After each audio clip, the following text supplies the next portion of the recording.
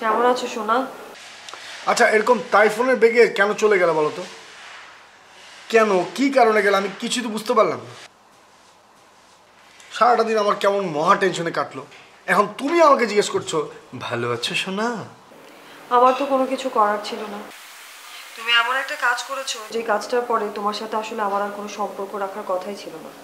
তারপর আমি সবকিছু বিবেচনা করে ফার্স্ট আর লাস্ট টাইমের মতো তোমাকে মাফ করে দিয়েছি। আমি ভুলটা কি করলাম সেটা তো বুঝতে পারছি না। আমি আমাদের বিয়ে নিয়ে কথা বললাম, হঠাৎ করে তুমি চলে গেলে, এত ডাকলাম, তুমি তো কোনো খোঁজ খবরই নেই। মানে এইভাবে কাহিনী করলে আমি কি করবো বলো তো? আমার হাতটা দুর্বল, তার মধ্যে তোমার প্যারা, কেমনে কি কত। থাক, এসব নিয়ে আর কথা বলা দরকার নেই। তুমি ভুলটা কি করেছিলে সেটা মনে করে দেখো। আর একটা কথা পরিষ্কার করে দিচ্ছি, ফার্দার এই ভুল করলে কিন্তু তোমার সাথে সম্পর্ক রাখাটা আমার পক্ষে সম্ভব হবে না।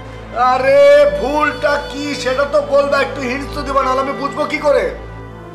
অসম্ভব। তোমার আর আমার প্রেমটা দুটো শর্তের উপর ভিত্তি করে গড়ে উঠেছিল, এবং এই শর্তের কথা আমি একবারই উচ্চারণ করবো, এর বেশি আমি উচ্চারণ করবো না। তোমার নিশ্চয়ই মনে থাকা উচিত। আচ্ছা, বুঝতে পারছি। সারাটা দিন হুদে আমার টেনশনে কাটলো। তুমি ফোন না করলে যে কি হতো আমি জানি না। আমি নারী বিদ্বেষী বাণী দিয়েছি, মহান বড় ভাই, সেটা দেখে উনি আবার উনার স্ট্যাটাসে দিয়েছেন। তুমি কিন্তু স্ট্যাটাসগুলো ইগনোর করো। ইগনোর করেই ফোনটা দিয়েছি। তোমার এই মহান বাণী ইগনোর করা ছাড়া আর কি করার আছে আমার? এইটা আবার একটু বেশি হয়ে, বাণী আমি খারাপ দেই না। আচ্ছা, রাখলাম। তবে একটা কথা মনে রাখবে, প্রেমের শুরুতে আমি তোমাকে একটা শর্ত দিয়েছিলাম। সেই শর্তটা কোনো কারণে না মানলে কিন্তু আমাদের সম্পর্কটা থাকবে না। আর এই শর্তের কথা কখনো কাউকে বলা যাবে না, মনে থাকবে? এখন রাখছি। মিস ইউ শোনো, miss you so much. Bye by.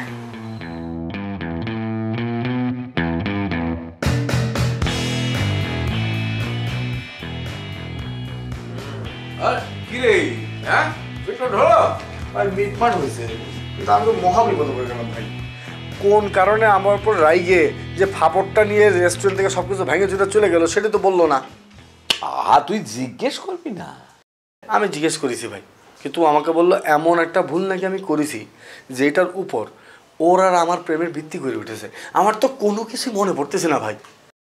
এটা কোনো ঘটনাই না বন্ধু, তুমি মনে করার চেষ্টা করো, নালি পরে কিন্তু তোমার প্রেমের সমাধি ঘটে যেতে পারে, বলে দিচ্ছি।